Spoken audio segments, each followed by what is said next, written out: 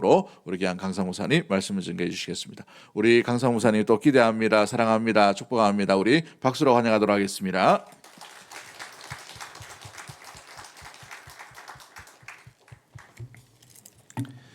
하나님께 드리신 예물을 위해서 기도하겠습니다. 고마우신 아버지 하나님 감사합니다. 어젯밤에도 하나님 은혜로 잘 잤습니다.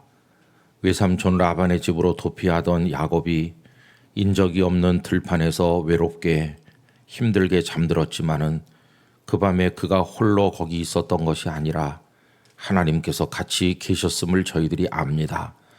우리는 잠들어 있어도 하나님께서는 언제나 깨어 계시고 저희들은 홀로 있는 것처럼 힘들어해도 주께서는 모든 순간에 저희와 함께 하심을 믿습니다.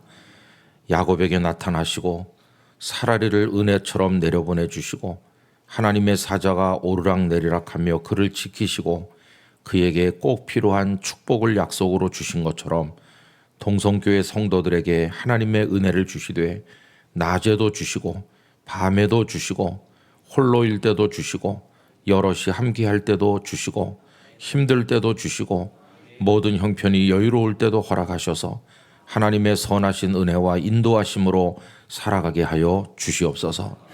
아버지 하나님, 저희들은 지난밤을 편안히 지냈으나 어제까지는 이 땅에 숨쉬며 살아있던 사람 중에서 어제 밤이 흐르는 동안에 세상을 떠난 이들이 많다는 것을 알고 있습니다.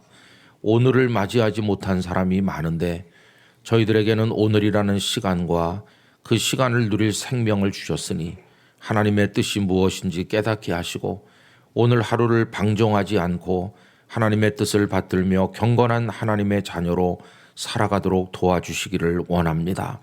하나님의 말씀이 순간순간 동성교회 성도들의 영혼에 떠오르게 하여 주시고 그 말씀을 묵상하게 하여 주시고 말씀이 주시는 위로와 권명과 깨달음을 얻고 사람을 만나든지 일을 하든지 그리스도 안에서 감당하도록 도와주옵소서.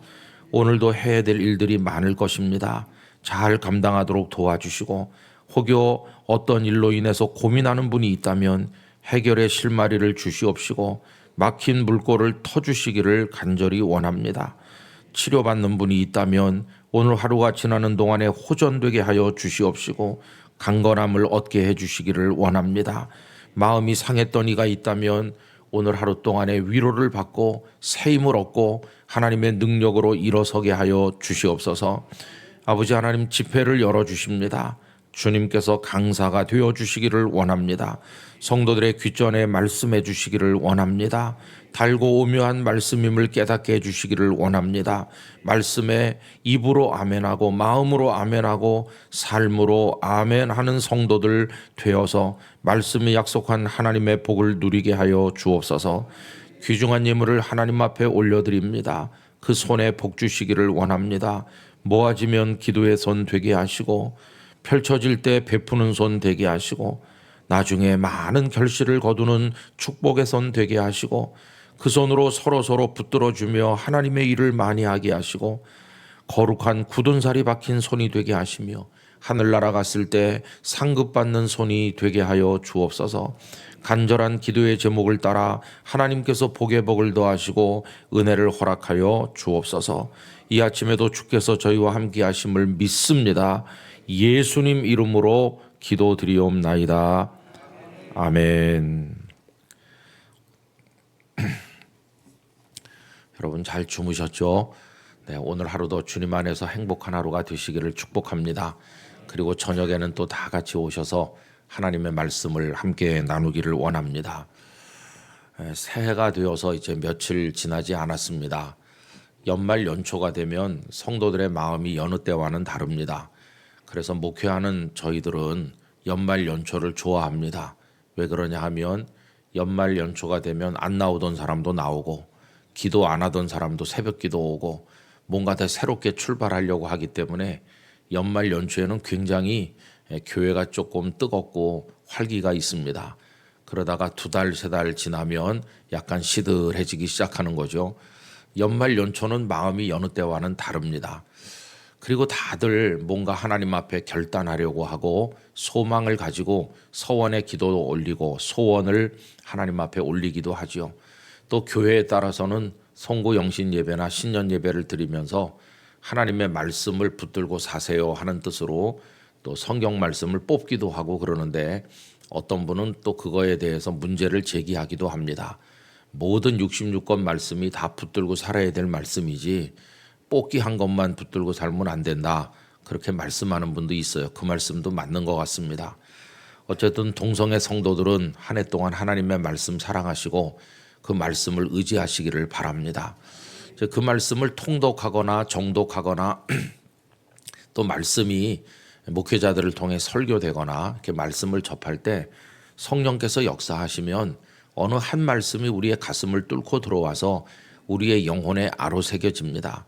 그 유명한 아우구스티누스, 우리가 영어식으로 어거스틴이라고 부르는 그분도 하나님의 말씀을 많이 읽었지만은 그가 아주 힘든 영혼의 상태를 가지고 있을 때 아이들이 부르는 노래를 듣게 되었는데 아이들이 부르는 노래는 톨레레게 하는 것이었습니다. 라틴 말로 집어서 읽어라, 들어서 읽어라, 그런 책을 들어서 읽으라는 거죠. 참 이상한 노래도 다 있다. 그러면서 뛰쳐 들어가서 마침 펼쳐 있던 책을 들고 읽었는데 그게 로마서 13장 맨 끝에 나오는 말씀이었죠. 자다가 깰 때가 벌써 되었다 하는 말씀과 함께 이제는 그리스도로 옷 입으라고 하는 말씀을 읽는 순간 그가 깨지고 부서져서 하나님 앞에 무너진 것이죠. 그리고 우리가 흔히 그를 탕자처럼 생각하는데 그가 변하여 2000년 기독교 역사에 우뚝 솟은 거룩한 사람으로 하나님 앞에 살게 되었습니다. 어떤 한 절 말씀이 우리에게 확 뚫고 들어오는 거죠. 여러분 그런 은혜를 기대하면서 365일을 하나님의 말씀과 함께 살아가시기를 바랍니다. 말씀을 읽기 전에 기도하고 말씀을 읽으면서 기도하고 말씀을 덮으면서 또 기도하고 하루 종일 그 말씀을 되새김질하면서 기도하시고 그 말씀대로 승리할 수 있는 성령님의 능력을 주시도록 기도하면서 우리는 하나님의 말씀을 따라 한 해를 살아가게 되는 것입니다. 때로는 거친 광야를 만나기도 하고 높이 이를 데 없는 산을 올라야 될 때도 있고 골짜기를 만날 때도 있지만은 사망의 음침한 골짜기를 다닐지라도 해받음을 두려워하지 않는 것은 주께서 우리와 함께 하시기 때문이니까 우리 주님을 의지하면서 올 한 해도 잘 걸어가시기를 바랍니다. 그리고 이렇게 연말 연초가 되면 성도들이 하나님 앞에 간절히 바라는 소원이 있어요. 하나님 올해는 제가 이거를 꼭 해결해야 됩니다. 꼭 이런 복을 받길 원합니다. 저에게 이런 은혜를 주시옵소서. 그러면서 간절하게 바라는 소원이 있어요. 여러분 이맘때 되면 목사님들이 설교 본문으로 많이 선택하는 것 중에 하나가 가나안 땅을 설교하는 것입니다. 이스라엘 백성들에게 하나님께서는 오래전부터 가나안 땅을 약속하셨죠. 아브라함에게 이 땅을 너와 네 자손에게 주겠다고 약속하신 이후에 그 아들 이삭, 그 아들 야곱에게 계속 말씀하셨고 이스라엘 백성들의 가슴 속에는 가나안에 대한 열망이 굉장히 큽니다. 수백 년을 가나안을 기다렸어요. 아브라함 때부터 시작하면은 그 가나안 땅을 실제로 얻기까지 한 600년 이상 걸렸을 거라고 생각합니다. 오랫동안 기다리던 가나안 땅, 꿈에도 잊지 못할 가나안 땅, 그들의 소원이 가나안 땅이 됐어요. 그래서 이제 목사님들이 설교를 많이 하면서 지금은 우리가 애굽 땅에 노예처럼 살고 있지만 하나님께서 올 한 해가 가는 동안에 우리를 가나안 땅으로 옮겨주실 줄 믿습니다. 그런 설교도 많이 하고 또 성도님들도 가나안을 가슴에 품고 목표를 정해서 기도하라고 우리가 어떤 가나안이든지 소원하면 하나님께서는 내 소원대로 되라고 허락해 주실 겁니다. 이렇게 설교를 많이 하죠. 또 성도들은 실제로 크고 작은 가나안을 많이 가지고 있습니다. 공부하는 자녀들은 원하는 대학에 학과에 입학하는 게 가나안일 수가 있겠고 비즈니스를 하시는 분들은 사업에 성공하는 게 가나안일 수도 있겠고 뭐 나름대로 크든지 작든지 간에 다 가나안을 가지고 그 가나안에 꼭 도달하고 싶어 하는 거죠. 여러분 그 가나안을 얻으면은 어떤 결과가 올까요? 사람들이 원하는 가나안은 대개 성공하는 겁니다. 성취하는 겁니다. 그래서 인생이 강해지고 반듯해지고 아주 사람들 앞에 내놓기에 좋은 멋진 인생이 되기를 원하는 그런 가나안들을 많이들 가지고 있어요. 근데 여러분, 그거는 우리 그리스도인만 가지고 있는 소원은 아니죠. 믿지 않는 사람들도 새해가 되면 일출을 보는데 가서 해 뜨는 걸 보면서 자기 소원을 비는 사람도 있고, 뭐 다양한 방법으로 안 믿는 사람들도 자기 소원을 열망하며 한 해를 출발합니다. 그런데 그들이 기원하는 내용이나 성도들이 하나님 앞에 구하는 내용이 거의 비슷해요. 거의 뭐 자녀가 잘 되게 해주세요, 건강하게 해주세요, 우리 가족이 잘 살게 해주세요, 뭐 어떤 소원 성취하게 해주세요.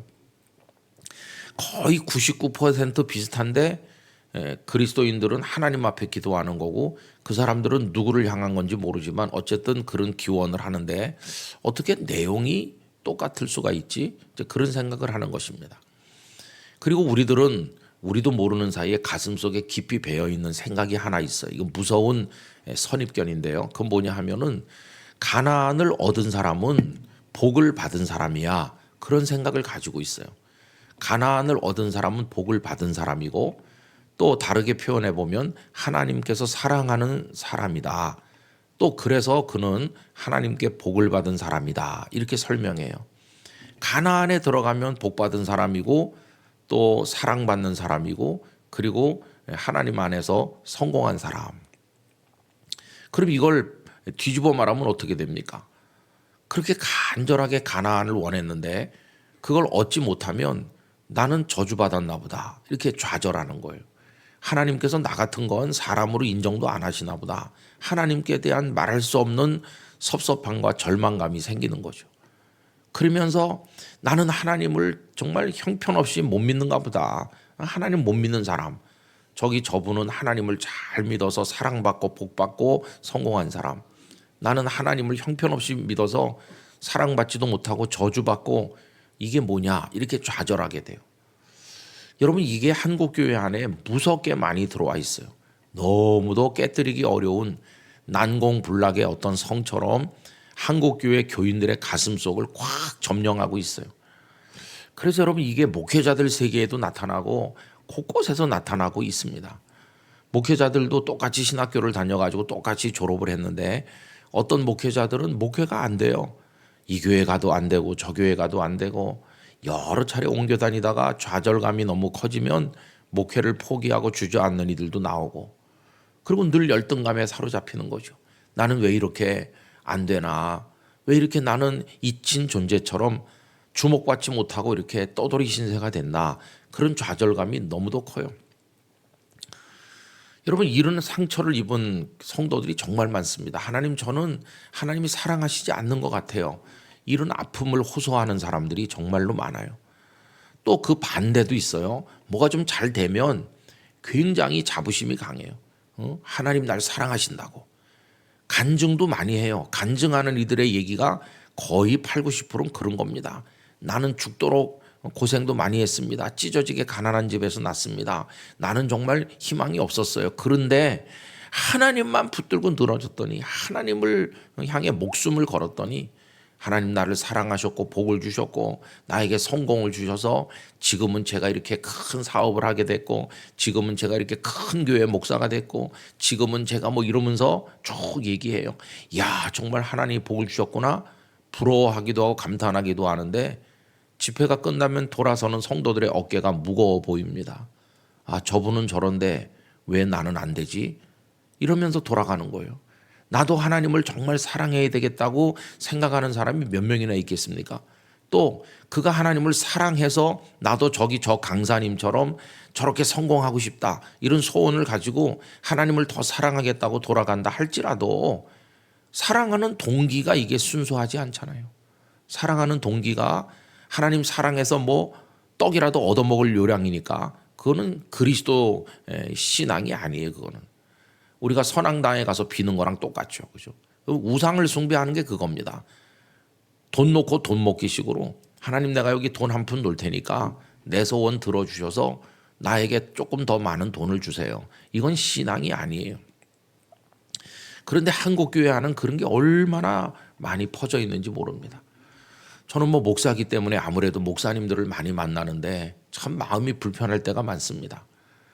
우리나라에서 성공했다고 누구 이렇게 얘기하는 그런 목사님들, 또 성공했다고 간증하고 자부하시는 목사님들도 많이 만나는데, 그 만나보면 결정적인 게 없어요.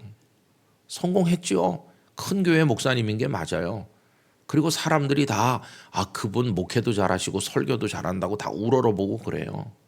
그런데 가까이 교제해 보면 결정적인 게 없는 거예요. 결정적인 게. 그게 뭐가 없을까요? 그게 없는 게 주님이 배우라고 하신 게 없어요. 주님께서는 우리에게 나는 마음이 온유하고 겸손하니 나의 멍에를 메고 내게 배우라 말씀하셨는데 거의 겸손이 없어요. 겸손을 찾아보기가 어려워요. 아까 말씀드렸던 그 어거스틴이 제자에게 가르친 가르침을 알고 있습니다. 스승님, 기독교인이 가져야 될 최고의 덕목이 무엇입니까? 겸손이란다. 그럼 그 다음 두 번째 덕이 무엇인가요? 그것도 겸손이지. 세 번째 겸손은 무엇입니까? 그것도 겸손이지. 우리가 평화의 기도로 잘 알고 있는 프란시스, 아시시의 성 프란시스는 그 스승이 제자를 많이 거느리고 가르치시고 그랬는데 그 제자들이 그 프란시스를 정말 하나님같이 생각했어요. 얼마나 그에게서 능력이 많이 나타나고 하나님의 역사가 임하는지 프란시스를 보면 주님을 보는 것 같다 이렇게 생각을 했어요. 어느 날 스승님에게 반한 제자가 흠모하는 마음으로 이렇게 물었습니다. 저희가 스승님을 따라다니는데 스승님이 가는 곳에는 주님이 늘 계시고 스승님 얼굴을 보면 주님을 보는 것 같고 스승님이 말씀하시면 능력이 나타나고 어떻게 그러실 수 있습니까? 그 비결을 알려주십시오. 이렇게 물었습니다. 그러면 요즘에 그런 얘기를 누구한테 물으면 소위 노하우를 가르칠 거예요. 그거는 내가 설교 준비를 이렇게 하고 내가 기도 생활은 이렇게 하고 내가 이렇게 하기 때문에 되는 거야. 그러니까 너도 이렇게 해봐. 아마 이렇게 말하는 사람이 대부분이겠죠. 그런데 프란시스는 깊은 한숨을 쉬면서 어느 날 하나님께서 이 세상을 내려다보시며 한 사람을 찾았다네. 어떤 사람을 찾았느냐 하면 가장 못나고 가장 형편없고 가장 더럽고 추악한 인간 하나를 찾으셨네. 왜 그러냐 하면 그런 자를 변화시켜서 새로운 삶을 살게 하면 하나님이 정말 위대하구나 하는 걸 증명하는 거가 되니까 형편없는 인간 하나를 찾아다니시다가 하나님 눈에 든 게 바로 나일세. 내가 제일 못나고 추하고 더럽고 형편없기 때문에 저 녀석을 새로운 인생을 살게 해서 내가 위대한 변화시키는 하나님이라는 걸 보여주자. 그래서 하나님께서 나를 선택한 것뿐이네. 내가 훌륭해서 된 게 아니고 제일 못났기 때문에 주께서 나를 불쌍히 여기시는 것이네. 이렇게 대답했다는 겁니다. 내게서 노하우를 배우라 이런 게 아니잖아요. 얼마나 그 대답이 겸손합니까? 또 어떤 날 비슷한 질문을 제자가 하니까 이 프란시스가 눈물을 흘리며 하는 말이 참 하나님 앞에 부끄럽고 죄송하다. 내게 주신 그 은혜를 다른 사람에게 주셨다면 나보다 훨씬 더 하나님을 영광스럽게 했을 텐데 나는 많은 은혜를 받으면서도 하나님 영광 나타내지 못해서 너무나 죄송하다. 여러분 얼마나 겸손해요. 예수님은 하늘 보좌를 떠나서 이 땅에 자기를 비워 내려오시고 사람의 형상으로 나타나셨잖아요. 원래 하나님과 동등한 본체 하나님 자신이신데 그렇게 내려오셔서 죽기까지 복종하셨잖아요. 그런데 우리는 반대로 하나님 복을 받고 성공하면 한없이 높아지는 거예요. 이건 뭔가 좀 잘못된 거야. 그런 걸 많이 제가 느끼고 있어요. 그래서 목회자들을 만나고 정말 감동을 받고 이분은 정말 예수님을 닮는구나. 이런 감동을 받는 일이 참으로 드물어요. 오히려 반대로 돌아서면서 씁쓸하거나 저건 성공이 아니야. 여러분 한국을 떠들썩하게 만들고 대단했던 하나님의 사람들이 말년에 가서 다 늙으신 다음에 은퇴할 무렵에 가서 얼마나 추한 모습을 많이 보이고 있는지를 아시잖아요. 왜 그렇습니까? 겸손하지 않아서 그런 거죠. 내가 했다고 생각하니까 그런 거죠. 그러나 내가 이 땅에 태어난 순간부터 모든 것이 하나님의 은혜입니다 하는 것을 깊이 깨닫는다면 교회가 성장했다 할지라도 그건 내 교회가 아니죠. 그 주님의 교회고 나 같은 사람이 쓰임 받은 거가 황송하고 죄송할 뿐이고 어디서 자기를 주장할 수 있겠습니까? 그런데 우린 그런 걸 못하는 거예요. 또 반대로 저는 이렇게 조그만 교회 목회하시는 분들, 그런 분들을 또 많이 만났어요. 제가 이제 부산에 있을 때 경남 CTS 그 본부에서 연락이 왔어요. 목사님, 경상남도 산청군에 교회가 48개 있습니다. 그때 산청군 인구가 한 3만 명 정도 됐어요. 3만 한 4, 500명 된 것 같아요. 근데 교회가 산청군 이골짜기 저골짜기에 48개. 그때 딱 제 마음속에 48개. 이스라엘 백성들이 가나안에 들어갔을 때 하나님의 지파인 레위 지파 사람들을 분산시켜서 여기저기 살게 했는데 레위 지파에게 준 성이 48개였거든요. 레위 지파는 뭐 유다 지파, 베냐민 지파, 곳곳 다른 지파 속에 섞여 살면서 그 지파 사람들의 신앙을 지도하고 분쟁을 해결하고 재판도 해주고 이제 그런 역할을 했던 것이죠. 그래서 레위 지파는 이렇게 다른 지파처럼 한 군데 모여 사는 게 아니라 전국에 이렇게 흩어져 살았거든요. 근데 하나님께서 산청군 이골짜기 저골짜기에 교회를 48개를 세우셨더라고요. 마음에 감동이 됐어요. 거기 뭐 장로교도 있고 감리교도 있고 다양한 교회들이 섞여 있죠. 그 교회들 중에 뭐 크다고 해봤자 한 100여 명이고 대부분이 뭐 20명, 30명, 5명 뭐 성도가 거의 없는 교회도 있고 그런 가난한 농촌 교회 아닙니까? 그분들은 부흥사경회를 할 수가 없어요. 강사를 모신다고 올 사람도 없고 성도를 해봤자 몇 명 안 되니까. 그래서 그 CTS에서 생각한 게 이분들을 위해서 집회를 열어드리고 싶다. 그래서 다 경남 그 산청군 문화예술회관에 문화예술회관을 그때 새로 지어서 깨끗한데 문화예술회관을 임대해가지고 그리로 다 모시고 오게 해서 집회를 하면 좋겠다. 그래서 이제 제가 거기 갔더랬습니다. 목사님들이 봉고차에다가 성도님들을 5명, 10명 다 모시고 오니까 몇백 명 모이는 거죠. 그래서 거기서 집회를 이제 했던 적이 있어요. 그게 하나님께서 저를 농촌에 가서 집회를 하게 한 첫 번째였는데 그 다음엔 그런 게 많이 연결됐습니다. 또 경상남도 하동군에도 갔고요. 경상북도의 칠곡에서도 했고 지난번에는 봉화군에서도 했고 문경에서도 하고 강원도 정선에서도 하고 뭐 이렇게 여러 군데 많이 했어요. 여기저기. 이제 올해는 강원도 영월군에서 하려고 지금 이제 그쪽이랑 연락이 되고 있습니다. 근데 가보면 다 어려운 교회, 가난한 교회 목사님들이시잖아요. 사람들은 말합니다. 오죽하면 저렇게 시골 교회 가서 고생하겠나. 저 목사가 부족한 게 많으니까 그런 거지. 도시에 수백 명, 수천 명 모이는 교회 목사님들은 훌륭하고 농촌의 가난한 목사님들은 형편없습니까? 근데 참 마음이 아픈 게 그렇게 생각하는 분들이 있어요. 목사님들 자신도 내가 하나님 앞에 못 나가지고 나는 목회 실패한 사람입니다. 목회 실패해서 이 농촌에 와가지고 그냥 여기서 인생이 그냥 이렇게 망가지고 있다고.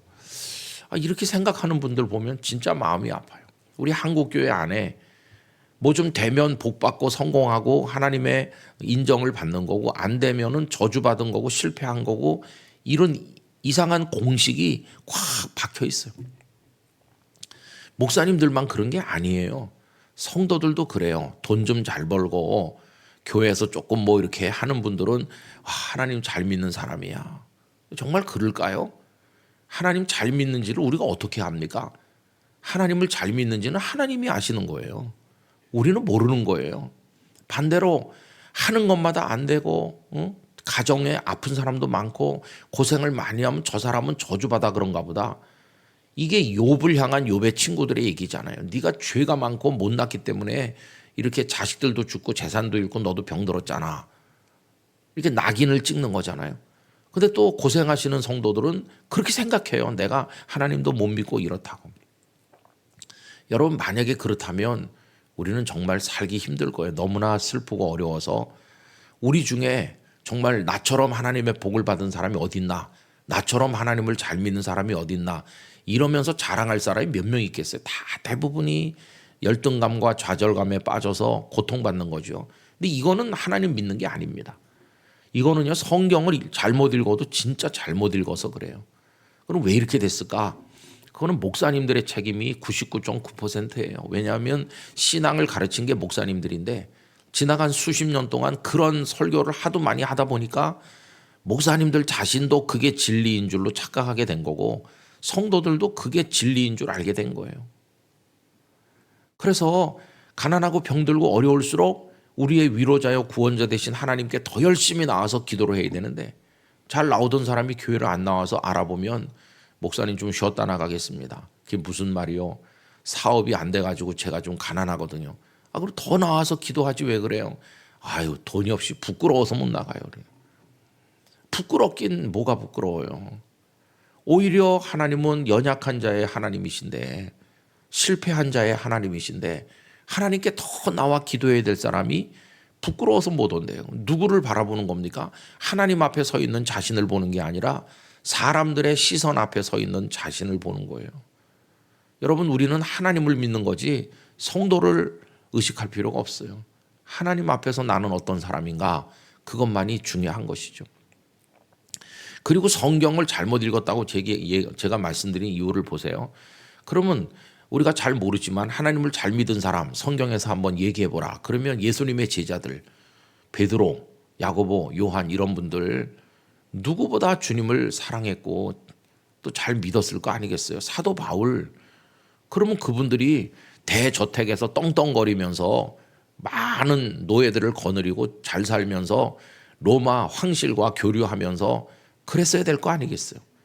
그런데 다 하나같이 참수당하고 십자가에 매달려 죽고, 그럼 저주받았나? 그럼 사도 바울이 저주받은 겁니까? 이게 안 맞는 거예요. 성경을 읽을 수가 없어요. 그런 생각을 가지면. 근데 우린 참 이상하게 그런 이상한 공식을 가지고도 성경을 읽는다고 하니까 그게 신통한 거죠. 성경이 안 읽어져요. 그래야 맞는 건데 우리 성경을 줄줄 읽는다고 그러면서 10번 20번 통독한다고 그러면서 그 공식을 가지고 어떻게 성경을 읽는지 잘 이해할 수 없어요. 여러분, 그래서 저는 오늘 아침 우리 동성교회 성도들이 새해를 출발하시면서 여러분 나름대로 가나안에 들어가고 싶은 소원을 가졌을 텐데, 여러분 이 제가 드리는 말씀을 통해서 그런 선입견이 완전히 다 박살나 없어지길 바랍니다. 그런 잘못된 공식이 사라지길 바랍니다. 그래야 성경을 제대로 읽을 수 있고 신앙을 제대로 가질 수 있거든요. 그럼 여러분, 가나안을 얻어야 성공이고 복받은 거고 가나안을 못 얻고 그러면 저주받은 거다. 이제 이런 공식으로 성경을 읽으면 어떤 문제가 생기는지 한번 얘기해 보겠습니다. 그럴 때 가장 문제가 되는 한 사람이 있어요. 그 누구냐 하면 모세입니다. 모세. 여러분, 모세가 가나안에 들어갔습니까? 못 들어갔습니까? 모세는 가나안에 못 들어갔어요. 모세는 하나님께 꾸지람을 받으면서 너 무리바 물가에서 내 영광을 나타내지 않았다. 너는 그냥 가나안 땅을 눈으로 보기만 해라. 여러분, 가나안에 들어가도 제일 먼저 들어가고 좋은 땅을 얻어도 제일 좋은 땅을 얻어서 가장 잘 살았어야 될 사람이 모세 아니에요. 출애굽이라는 게 하나님이 이루셨지만 그 앞에 모세를 내세우셔서 미디안 광야에서 떨기나무 불꽃 가운데 불러가지고 모세를 통해서 역사하셨잖아요. 10가지 재앙이 임할 때 바로왕 앞에 서 있었던 사람이 모세고, 홍해를 향해 지팡이를 내밀어 마른 땅처럼 건너는 기적을 행한 하나님의 종이 모세고, 그 백성들의 원망과 불평을 받으면서도 참으면서 백성들을 인도한 사람이 모세 아닙니까? 1등 공신, 특등 공신, 정말 대단한 사람이 모세죠. 근데 모세가 가나안에 못 들어간 거예요. 그는 느보산이라고도 하고 비스가산이라고도 하는 산꼭대기에 올라가서 이렇게 바라봤어요. 저도 느보산에 몇 번 가봤는데 그 꼭대기에 올라서 보면은 날씨가 맑으면 지중해 바다까지 선명하게 보이고 이스라엘이 살 땅이 전부 눈에 들어옵니다. 전부 들어와요. 크지도 않은 땅이니까. 지금 거기 전쟁으로 인해서 참 힘들죠. 저희 교회에서 브엘세바에 선교사를 한 분 보냈는데, 브엘세바는 가자 지구하고 그렇게 멀질 않습니다. 그래서 어떻게 지내냐 그랬더니 로켓 포탄이 그냥 뭐 아침 저녁으로 떨어지고 그런다고. 그럼 이제 거기 사람들은 어떻게 지내냐니까 워낙 많이 당해가지고 별로 놀라지 않고 지하 대피소로 피난한다고. 저희 교회에서 요 근간에 거기 선교비를 많이 보냈습니다. 왜 그러냐 하면은 그 이스라엘 사람들을 구호해야 되는데 애들하고 노인만 남고 젊은 애 아버지 애 엄마들은 전부 군복 입고 예비군으로 차출돼 갖고 나간 거예요. 그러니까 이제 일하는 사람, 가정 돌볼 사람들이 다 전투에 나갔으니까 노인들하고 병든 사람하고 애들만 남은 거죠. 근데 정부가 이제 그들을 구호하는 시스템이 아직 잘 가동되지 않아 가지고 또 전선이 자꾸 확대되고 그러니까 이스라엘도 쉽진 않은 것 같습니다. 그래서 이제 그들을 구호해야 되고 먹여 살려야 되고 아픈 사람 치료도 해야 되는데 그래서 이제 선교비가 많이 필요하게 된 것이죠. 그 선교사님 얘기 들어보면 참 마음이 아파요. 언제 머리 위로 포탄이 떨어질지 모르는데 그래서 우리가 걱정하면서 위험하면 예루살렘으로 후퇴하든지 아니면 한국에 좀 나와 있으라 그래도 끝까지 거기 있겠다 그러면서 그 선교사님이 전쟁 초기에 텔레비전에 인터뷰하는 기사로 몇 번 나온 걸 우리 성도들이 보셨다고 그래요. 근데 그 이스라엘이 이제 그렇게 이제 어려움 속에 지금도 있는데 그 모든 출애굽을 시키는 그 과정 속에 모세가 있잖아요. 모세. 그 모세가 이제 그걸 바라보고 가나안엔 못 가는 거예요. 자, 그러면 그 공식에다가 모세를 집어넣으면 어떻게 됩니까? 가나안에 가면 성공이고 못 가면 실패인데 모세 가나안에 못 갔네. 실패했네 이 사람. 그럼 모세 하나님의 진노를 받았네. 모세 이 사람은 형편없구만. 여러분 이렇게 하면 되겠어요? 여러분 성경을 쭉 신약 성경까지 읽어보면 모세 같은 사람이 없어요. 모세가 가나안에 못 들어갔지만 세상을 떠났을 때 신명기 34장에 모세 같은 선지자가 없었다. 하나님을 대면해서 보던 사람이에요. 하나님이 주신 모든 일을 완수한 사람이에요. 구약 성경에 모세 얘기가 얼마나 많이 나오는지 몰라요. 저주받고 실패한 사람 같으면 모세 이름을 성경에서 지워야 될 텐데 그렇지 않아요. 여러분 예수님께서 산에 올라가셔서 그 형체가 영광스럽게 변화되시잖아요. 변화되셨을 때 거기 두 사람이 나타났습니다. 한 사람은 모든 예언자의 대표라고 하는 엘리야, 위대한 선지자 엘리야가 나타났고 또 한 사람이 누구였나요? 모세였어요. 모세와 엘리야가 나타나서 그 영광의 광채 속에서 예수님과 함께 예수님이 고난받으실 일에 대해서 서로 의논했다. 여러분 모세가 저 지옥에 떨어진 저주받은 사람이라면 그 영광의 변화산에 나타날 수가 없잖아요. 엘리야야 하늘로 회리바람을 타고 승천했으니까 그렇다 치고 모세는 저 지옥에 떨어진 사람이라면 거기 나타나면 안 될 텐데 모세가 영광 중에 나타났어. 또 히브리서 11장 믿음의 사람들을 쭉 이야기하는 믿음장에 보면 모세를 얼마나 높이고 있습니까? 모세 같은 사람이 없는 거예요. 아니 가나안에 못 들어갔는데 이상하네. 그 공식이 안 맞는 건가? 그렇습니다. 그 공식이 안 맞는 거예요. 여러분 여기서 대단히 중요한 걸 배울 수 있어요. 그게 뭐냐 하면요. 가나안을 얻는 것보다도 더 큰 성공이 있어요. 더 큰 성공. 가나안에 못 들어간 게 실패가 아닌 경우가 있다는 걸 알아야 돼요. 가나안에 못 들어가도 실패가 아닌 사람이 드물게 있는데 그 중에 한 사람이 모세인 거예요. 그럼 여러분 모세는 가나안에도 못 들어갔는데 어떻게 그렇게 위대한 하나님의 사람으로 성경이 그를 증언하고 있나? 그는요 가나안보다도 훨씬 소중한 걸 얻었기 때문에 그래요. 가나안에 비교할 수 없는 가나안보다도 훨씬 소중한 걸 얻어서 그래요. 오늘 아침에 설교 제목이 가나안보다 중요한 거 소중한 거 그거 아닙니까? 그리고 가나안보다 훨씬 더 중요한 게 뭘까요? 그게 다른 게 아니라 이런 겁니다. 어느 날 하나님께서 모세를 부르셔서 모세에게 당신을 보여주셨어요.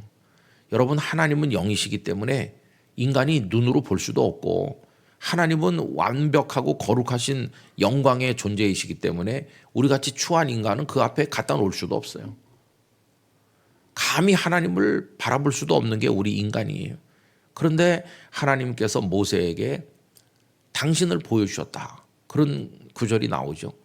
그리고 그 아까도 말씀드린 것처럼 하나님을 대면하던 사람이다. 대면이 뭡니까? 얼굴과 얼굴을 마주 보는 거예요. 아니 어떻게 인간이 하나님의 얼굴을 볼 수 있지? 여러분 그거는 하나님이 눈, 코, 입을 가진 모습으로 나타났다 그런 뜻이 아니고 모세가 영광 중에 하나님의 존재 안에 들어가는 체험을 했다는 거예요. 사도 바울이 내가 셋째 하늘에 갔다라고 말하는 거나 같은 놀라운 영적 체험이죠. 그러면서 모세는 하나님과 함께 있었어요. 여러분 시내산에서 그가 율법을 받아서 백성들에게 그 율법을 전해준 거 아시잖아요. 근데 모세가 산에서 이렇게 쭉 내려왔을 때 사람들이 모세를 두려워했습니다. 왜 그러냐 하면 모세 얼굴에서 광채가 났거든요. 광채가 났어요. 사람들이 두려워하니까 그때서야 모세가 자기 얼굴에 빛이 난다는 걸 알게 됐어요. 처음엔 몰랐어요. 그래서 사람들이 가까이 오도록 하기 위해서 수건으로 얼굴을 가렸다. 이렇게 성경에 나와 있어요. 여러분 얼굴에 빛이 난다는 건 참 영광스럽고 좋은 겁니다. 아유 얼굴 좋아 보이시네요 정도가 아니라 얼굴에서 광채가 나는 거예요. 그런데 모세는 몰랐어요. 여러분 이게 진짜입니다. 가짜는 뭐냐 하면요 이렇게 말해요. 제 얼굴에 빛이 안 나나요? 혹시 안 보이시나요? 이렇게 말하는 건 다 가짜들이에요. 그리고 빛이 나게 해보려고 길을 써요. 어떻게 하면 얼굴에 빛이 나게 할까? 남들은 그 사람 얼굴에 빛이 나는 걸 모르는데 자기만 혼자 내 얼굴에 빛난다 이렇게 생각하는 건 다 가짜입니다. 모세는 자기 얼굴에 빛이 나는데도 몰랐어요. 그냥 배어나는 거예요. 자기도 모르게 배어나는 거. 여러분 어떤 성도를 볼 때 막 자기 입으로 저는 이런 사람입니다. 저런 사람입니다. 자랑을 하기 때문에 그 사람이 돋보이는 건 가짜고요. 그 사람이 입 다물고 가만히 있어도 야 그리스도의 향기가 풍긴다. 이 사람 진짜 주님의 사람이구나 이렇게 풍겨져 나오고 다른 사람이 먼저 그걸 발견하는 거예요.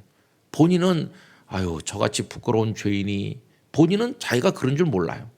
늘 겸손하고 엎드려 있고 다른 사람들이 보고 아유 집사님 굉장하시네요. 이게 진짜예요 진짜. 우리 동성애 성도들도 그런 하나님의 영광을 드러내며 살아가시기를 바랍니다. 그런데요 거기 중요한 말씀이 나오는데 모세의 얼굴에 어떻게 광채가 납니까? 열심히 문지르고 씻고 뭘 발라서 그렇습니까? 아니에요. 우리 화장을 많이 하고 뭘 많이 바른 분의 얼굴에 빛이 날 때가 있는데 그건 빛이 나는 게 아니라 번들거리는 겁니다.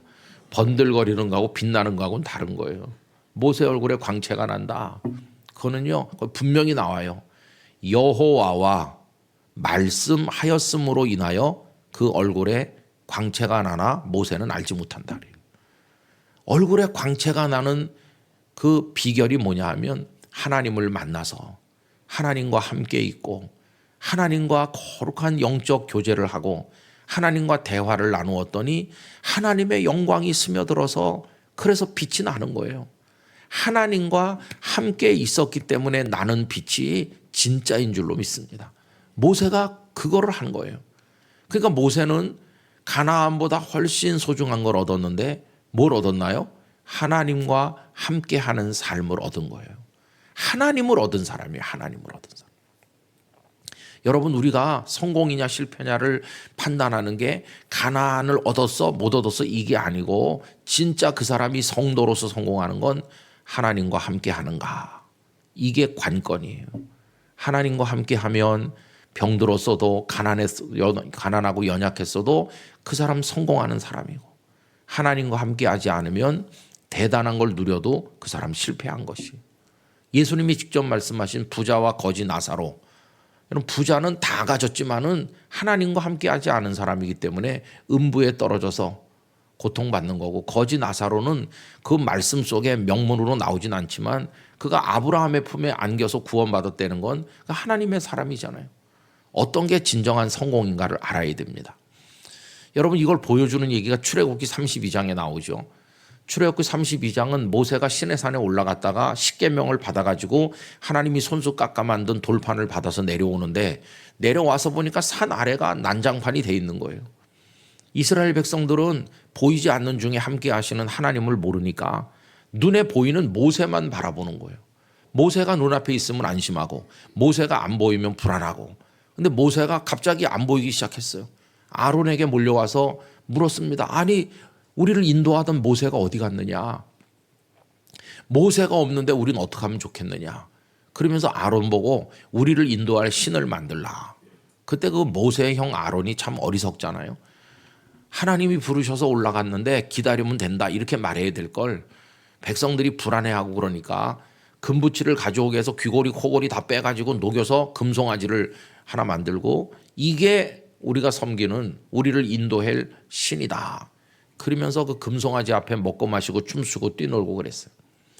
여러분 고대 근동 지방에는 송아지를 많이 섬겼습니다. 왜냐하면 소가 힘이 세고 농사할 때 많이 쓰고 풍요의 상징이고 번식의 상징이거든요. 그게 나중에 두고두고 금송아지 우상이 성경에 등장하잖아요. 어쨌든 이래가지고 백성들이 형편없는 짓을 벌이고 있는 거죠. 근데 모세가 너무 화가 나서 십계명 돌판을 집어 던졌고 그날 백성 중에서 3천여 명이 죽임을 당하는 비극이 일어났어요. 모세가 너무 마음이 상했어요. 이 백성들이 왜 이런가. 그리고 하나님도 화가 많이 나셨어요. 내가 너희들을 어떻게 사랑해서 여기까지 인도했는데 이 짓을 하고 있느냐. 그래서 하나님께서 모세에게 이런 말씀하십니다. 모세야, 너 백성들 데리고 가나안에 가라. 내가 가나안 땅 주겠다고 약속을 했으니까 나는 약속하고 뒤집는 그런 하나님이 아니고 약속을 지키는 신실한 하나님이다. 내가 약속을 지키겠어. 가나안 땅을 주겠어. 그러니까 너는 백성들과 함께 가나안 땅으로 가라. 그리고 너희들 힘으로는 가나안 땅을 얻을 수 없기 때문에 내 사자 천사들을 보내서 너희를 도와주겠어. 가나안 땅에 가라. 이렇게 말씀하는 거예요. 그러면 그걸 유심히 안 들으면 야, 하나님 우리에게 가나안 땅 주신단다. 됐어. 가나안 땅에만 들어가면 되는 거지 뭐. 그러면서 굉장히 흥분할 것 같은데 모세는 정반대였어요. 하나님, 우리만 가면 뭐합니까? 천사를 보내긴 한다고 하지만 우리끼리 가서 가나안 땅 얻는다 해도 그게 무슨 축복이 됩니까? 왜냐하면 하나님께서 끝에 이렇게 말씀했거든요. 약속한 거니까 약속은 지켜서 가나안을 주기는 주겠는데 나는 너희와 함께 가지 않겠다. 나는 안 가. 너희들이 싫어. 이 짓이나 버리는 너희들하고 같이 있다가는 화가 또 나서 너희를 다 멸할까 걱정스러우니까 나는 안 갈 거야. 그러니까 내가 천사는 보내줄 테니까 너희들하고 가서 가나안 땅을 얻고 잘 살아봐라. 나는 안 가. 이렇게 말씀한 거예요. 모세가 크게 슬퍼했어요. 하나님이 같이 가시지 않으면 우리도 안 갑니다. 하나님이 같이 가시지 않는 가나안 땅이 무슨 축복의 땅이 되겠습니까? 근데 여러분 어리석은 사람들은 뭐라고 생각하냐 하면은 가나안 땅만 얻으면 되는 거지. 하나님이 같이 가고 안 가는 게 뭘 중요하냐? 하나님의 사자를 보내서 우리를 도와준다고 하니까 가나안 땅만 얻으면 되는 거지. 그러면서 막 달려가요. 그래서 가나안을 얻는 사람이 있어요. 그럼 그게 복일까요? 하나님이 안 계신 가나안, 그게 복일까요? 여러분, 가나안 땅이기 때문에 복된 땅이 아니라 그 땅에 하나님이 같이 계시기 때문에 복된 땅인 거예요. 우리가 살고 있는 게 뭐 하나님이 같이 계시든 안 계시든 좋은 집에 누리고 살면 그게 복인가? 아니요. 하나님이 같이 계시면 초막이나 궁궐이나 하늘나라가 되는 거예요. 그러나 하나님이 같이 계시지 않으면 고대강실 으리으리한 저택에 살아도 거기가 지옥이 되는 거예요. 모세는 그걸 알기 때문에 하나님이 같이 가시지 않으면 우리는 안 갑니다. 여러분 이스라엘이 어디서 망했는지 잘 생각해 보세요. 이스라엘이 광야에서 망한 게 아닙니다. 가나안에 가서 망했습니다. 가나안에 가서 그들은 살다가 나중에 북왕국 이스라엘, 남왕국 유다로 나라가 나뉘어져 가지고 긴 세월 지나다가 다 망했어요. 북왕국 이스라엘은 아수르에게 망했고 남왕국 유다는 바벨론 느부갓네살 군대에게 다 망했잖아요. 아니 적과 꿀이 흐르는 가나안 땅에서 왜 망해요? 이유는 하나입니다. 하나님이 안 계시면 가나안에서도 망하는 거예요. 그들은 가나안 땅에 들어가서 우상 숭배하고 하나님 싫어하는 짓을 다 골라서 하면서 하나님을 자기 땅에서 몰아냈어요. 하나님 없는 가나안 땅, 그건 멸망의 땅이 된 거죠. 그래서 우린 선택의 기로에 서 있는 겁니다. 하나님 없는 가나안 땅에 갈 건가? 아니면 하나님과 함께하는 광야에 그냥 남아있을 것인가? 여러분 우리는 광야는 나쁜 곳이고 가나안은 좋은 곳이라고 생각해요. 그래서 다 광야를 빨리 떠나서 가나안으로 가야 된다고 생각하는데 꼭 그런 것도 아니에요. 여러분 광야라고 저주받은 땅만인 것은 아니에요. 왜냐하면 광야는 기적의 땅입니다. 만나와 메추라기가 내리는 기적의 음식을 먹고 그리고 구름 기둥과 불 기둥이 함께하고 인도하는 그러면서 반석에서 물이 솟고 전쟁도 해보지 않은 이스라엘이 아말렉하고 싸워서 이기고 그리고 아모리 족속과 싸워서 이기면서 고단하고 힘든 광야지만 하루하루가 기적의 연속이에요. 여러분 저는 우리 인생살이가 그렇다고 생각해요. 광야 같은 인생 그러는데 광야 같은 인생이지만 오늘 이 새벽에도 우린 지금 만나를 얻고 있다고 믿습니다. 날마다 필요한 은혜를 공급해 주시잖아요. 광야지만 기적의 매일매일이 이어져 나가는 거예요. 얼마나 놀라운 은혜입니까? 근데 가나안은 하나님이 안 계시면 여러분 하나님이 같이 계시는 광야가 좋아요? 하나님이 없는 가나안이 좋아요? 어떤 게 좋은 거예요? 우리는 100이면 100번 고단하고 힘들어도 하나님과 함께 있는 쪽을 선택해야 되는 거예요. 그게 축복이기 때문에. 근데 모세는 가나안에는 못 들어간 사람이지만 하나님과 함께 있잖아요. 모세. 하나님과 동행하는 복을 얻었어요. 하나님과 말씀함으로 얼굴에 광채가 나고. 제가 깊이 깨달았어요. 가나안을 얻는 게 성공 여부를 판단하는 게 아니야.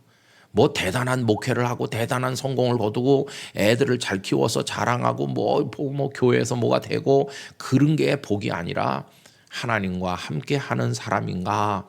그게 복이야, 그게. 그런 생각을 하게 됐어요. 여러분 그런 눈으로 세상을 다시 보면 영 다르게 보입니다. 주변에 보면은 아까 제가 어려운 농촌 목회자들을 많이 만났다고 그랬는데 그 농촌 목회자들에게서 주님의 향기가 느껴지는 분들이 많아요. 이렇게 어려운 목회지에서 어떻게 20년, 30년을 목회하면서 농촌의 그 어르신들을 섬기고 얼굴이 어린아이처럼 맑고 빛나는 목사님들을 많이 만났어요. 봉화에 갔을 때도 거기 어떤 목사님이 천사 같더라고요. 아니 그렇게 병들어가지고 골골하고 20-30m만 걸으면 숨이 차서 걷질 못하는 그런 어려움을 겪고 바람 불어서 교회당 지붕이 다 벗겨져서 날아갔는데 그 수리할 돈이 없어서 그렇게 고생도 많이 하시고 어려운 교회인데도 저렇게 목사님이 사랑이 많고 그렇구나. 여러분 거기도 주님과 함께하는 그 축복의 삶을 누리는 목사님이 있는 거예요. 그 목사님 요새도 가끔씩 연락이 오고 정말 훌륭한 주님의 사람이다. 저분이야말로 진짜 믿음에 성공한 주님의 사람이다. 그런 생각이 드는 거예요. 여러분 그래서 우리가 소원해야 될 건요. 가나안이 아니에요. 가나안보다 더 소원해야 될 건 하나님과 함께하는 겁니다. 하나님과 함께하는 걸 소원하시기 바랍니다. 제가 오늘 시편 15편을 읽었잖아요. 제가 다윗을 정말 멋지다고 생각하는 이유가 이겁니다. 만약에 누가 다윗 왕에게 왕이시여 새해를 맞이한 당신의 소원이 뭡니까? 그러면 다윗이 그래 내가 왕이긴 왕인데 이렇게 조그만 나라의 왕으로 살면서 뭐 왕이라고 하기 부끄럽구나. 나에게도 소원이 있고 나에게도 들어가고 싶은 가나안이 있다. 그게 무엇입니까? 그럼 다윗이 나도 좀 큰 나라의 왕이 되고 싶어. 대제국의 왕이 되고 싶어. 그래서 대왕이라고 불리고 싶고 나도 넓은 영토를 다스리는 왕 중의 왕이 되고 싶어. 그게 내 소원이야. 그럴 수 있잖아요. 왕이니까 그렇게 하는 게 당연하잖아요. 근데 왕의 소원은 무엇입니까? 그랬더니 다윗이 한다는 말이 내 소원은 하나님과 함께 사는 거일세. 하나님과 동행하는 게 내 소원이야. 하나님의 집에 머무는 사람 되는 게 내 소원이야, 소원. 이렇게 말하는 거예요. 여러분 다윗이 멋진 하나님의 사람이란 이유가 바로 그것 때문이에요. 그는 사울 왕에게 쫓길 때나 나중에 왕이 된 다음이나 평생의 소원이 하나님과 함께 하는 거였어요. 그래서 우리가 다윗을 존경하는 것입니다. 그가 실수도 하고 못된 짓도 많이 했지만 그래도 다윗은 다윗이야 하는 이유가 하나님을 소중히 여겨서 하나님의 집에 머물기를 소원했기 때문이에요. 근데 그게 고스란히 나타난 말씀이 이 시편 15편입니다. 이 시편 15편은 다윗의 기도라고 할 수 있는데 여러분 오늘 말씀 1절을 보십시오. 1절을 우리 다 같이 읽어보겠습니다. 여호와여 주의 장막에 머무를 자 누구 오며 주의 성산에 사는 자 누구 오니까. 아멘. 이게 질문 형식으로 되어 있지만 이게 기도입니다. 하나님, 저 소원이 있어요. 그래, 너의 소원이 뭐냐? 저의 소원은 주의 장막에 머무를 자가 되는 겁니다. 주의 성산에 주님과 함께 살고 싶어요. 어떻게 하면 주님의 성산에 거하는 사람, 주님과 함께 하는 사람 될 수 있나요? 이게 다윗의 소원이에요. 그가 얻고 싶었던 소원은 하나님의 집에서 하나님과 함께 하는 거. 그게 소원이에요. 소원. 대제국의 왕이 되는 게 아니었어요.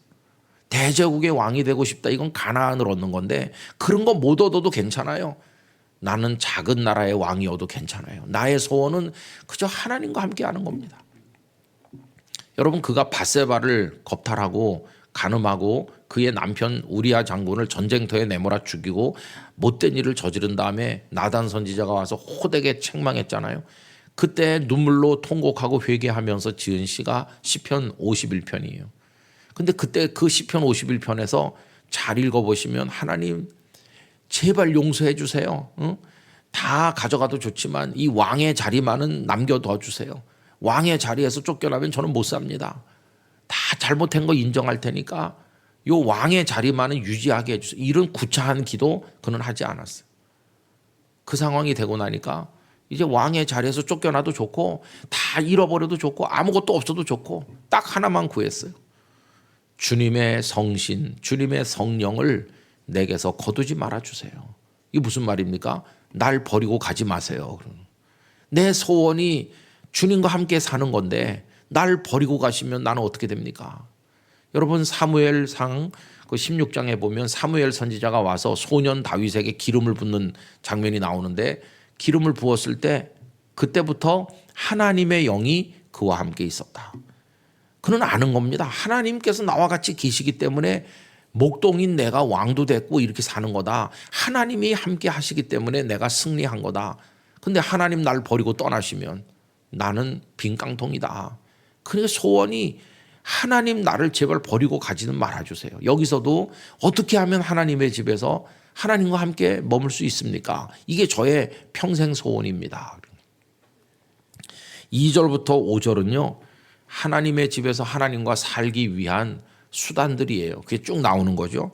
하나님의 장막에 하나님의 성산에 살고 싶으면 정직하게 행하며 공의를 실천하며 그의 마음에 진실을 말하며 쭉 나오는 거죠. 5절까지. 1절이 뭐냐에 따라서 2절부터 5절까지가 정해지는 거예요. 1절이 형편없는 1절이면 2절부터 5절까지도 형편없게 됩니다. 예를 들어서 대제국의 왕이 되는 게 소원입니다. 어떻게 하면 되겠습니까? 그런다면 2절이 어떻게 될까요? 대제국의 왕이 되려면 영토를 많이 점령해야 된다. 영토를 점령하려면 군대가 아주 수가 많아야 된다. 군사 수제를 늘리려면은 군사비가 많이 필요하다. 군사비를 많이 모으려면 세금을 많이 걷어야 되는데 몇 명 안 되는 백성에게 걷어받댔자 얼마 안 되니까 주변의 작은 나라들을 무자비하게 점령해가지고 그들에게 수탈해서 뜯어내가지고 군사를 많이 늘리고 전쟁할 때 자비를 두면 안 되고 가차없이 말발굽으로 짓밟고 아마 그런 얘기가 나올 거예요.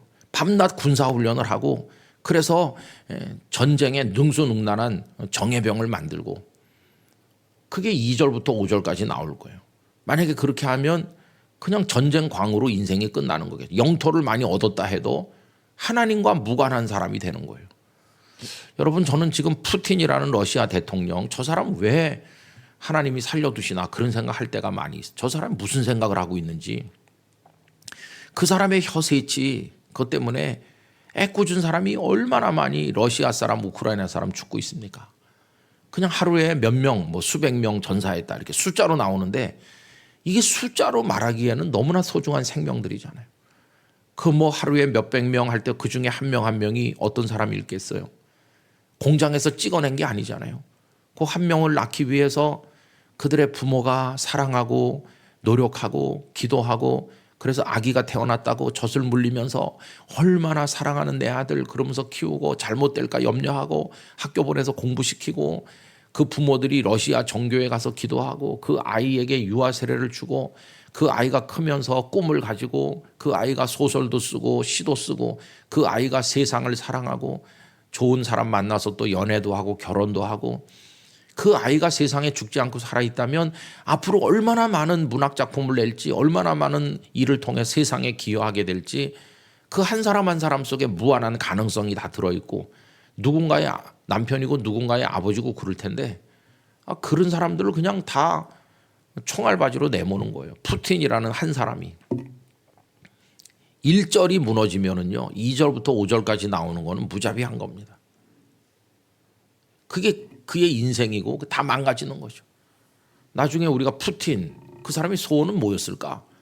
거의 미치광이 수준의 소원이죠. 푸틴의 소원이라는 게 뭘까요? 하나님과 함께 사는 거 그거겠습니까? 그런 사람 너무 많아요. 1절이 하나님 어떻게 하면 거부가 될 수 있나요? 이렇게 그게 1절인 사람은 2절부터 뭐가 나오겠습니까? 돈에는 피눈물도 없어야 된다. 수단 방법 가리지 말고 벌어라. 친구한테 절대 주면 안 된다. 때를 맞춰 부동산 투기를 잘해라. 뭐 그런 게 2절부터 5절까지 나오겠죠. 그리고 기도도 다 이상해지는 하나님 이번에 부동산 하나 투자하려고 그러는데 막 엄청나게 오르게 해주세요.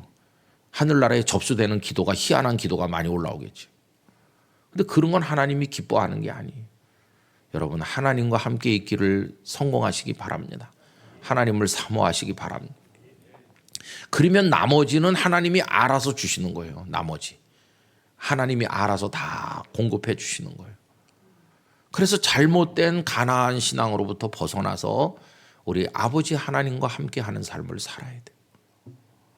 제가 존경하는 한 목사님이 계시는데 그분은 30살 조금 넘어서 장로님이 됐습니다. 농촌교회에서 저희 교단은 옛날에 30살만 넘으면 장로가 됐던 적이 있어요. 지금은 40살로 바뀌었는데 그래갖고 일찍 장로가 되셔가지고는 신학교에 들어오니까 내가 장로했던 사람이 어디 가서 목회를 하지?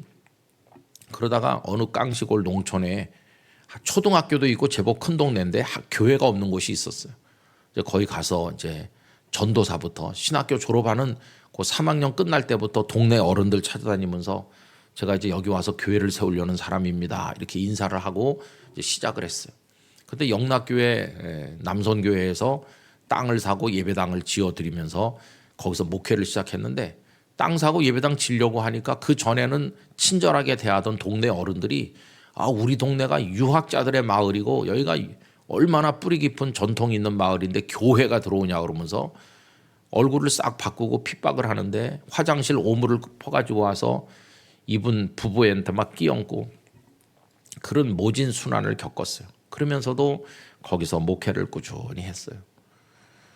그 지역에 이제 집회가 있어가지고 제가 가게 됐는데 이 목사님이 성도들 태워가지고 오셨어요. 그 지역이 아까 말씀드린 그 산청군 거기입니다. 문화예술회관에 모였을 때. 근데 그 목사님이 저보다 나이가 많으시니까 이렇게 말했습니다. 김 목사 여기까지 왔는데 우리 교회 한번 가보고 가라고. 그래서 점심 집회가 끝나고 낮 집회 마친 다음에 그 목사님네 다 낡아서 털털거리는 여러 개가 별세했더라고요. 계기판 그거 속도계도 별세했고 기름이 얼마나 있는지 그 게이지도 돌아가신 지가 오래고 굴러가는 게 신기한 서울의 어느 교회에서 타다가 폐차하는 봉고차를 받아다가 타고 다니니까 그 차는 먼지가 얼마나 많은지 사람만 타는 게 아니라 배추도 타고 무도 타고 가끔씩 개도 타고 뭐 여러 가지 타기 때문에 하여튼 차가 얼마나 엉망이에요. 근데 하여튼 그 차로 성도들이 이제 예배드리러 오는 건데 저도 그 차 타고 이제 그 교회 갔어요. 그랬더니 목사님이 주보를 3장 주면서 우리 교회 주보야. 근데 뭐 한 장이면 될 걸 왜 3장씩 주나 속으로 생각했어요. 근데 참 특이하게 그 뒤에 출석 통계가 있더라고요. 유심히 보니까 한 주는 27명 나왔고 한 주는 28명, 한 주는 26명 이렇게 나오셨더라고요. 출석이. 그랬더니 그 목사님이 요새 단풍이 참 아름다운데 우리 단풍 한 바퀴 드라이브 하고 저녁 집회 가자고. 그래서 드라이브를 하게 됐어요. 단풍 좋다는 골짜기로 이제 가는데 이 형님이 물어보는 거예요. 그 우리 교회 주보를 자세히 봤느냐고. 우리 교회 거기 몇 명 나오는지 봤느냐고 물어보는 거예요. 그래서 뭐 26, 27, 28이니까 평균 27명이잖아요. 평균 27명인 거 내가 봤다 이렇게 하니까 그래 27명 내가 왜 이런 거 물어보냐 하면은 다 뜻이 있는 건데 내가 그 오물을 끼얹는 사람들의 핍박을 받으면서 이 동네에 들어와서 그래서 내가 목회를 시작하신 지가 올해가 27년이라고. 그러니까 그 목사님에게 27이라는 숫자가 의미가 있는 거예요. 그 목사님은 서울의 명문대학교 공과대학을 졸업을 하고 우리나라 대기업에서 잘 나가던 직장에서 근무했던 분인데 계속 잘했으면은 뭐 얼마나 뻗어 나갔을지 모르잖아요. 근데 그거 다 그만두고 신학교 와서 그 고생을 하는 지가 27년 됐어요. 그러면서 이 목사님이 하는 말이에요. 어떤 사람은 설교 한 번 잘하고 수백 명이 예수님을 믿고 그런다는데 나는 27년이나 여기서 전력 투구하고 내가 안 해본 게 없다. 동네 사람들 집에 밭일도 해주고 도배도 해주고 동네 사람 아프다고 그러면 병원에 차로 태워가고 밤이고 낮이고 그냥 온 동네 사람을 내가 머슴처럼 섬겼는데 그래가지고 한 명 한 명 전도해서 27명 됐다. 1년에 한 명 됐다. 1년에 한 명.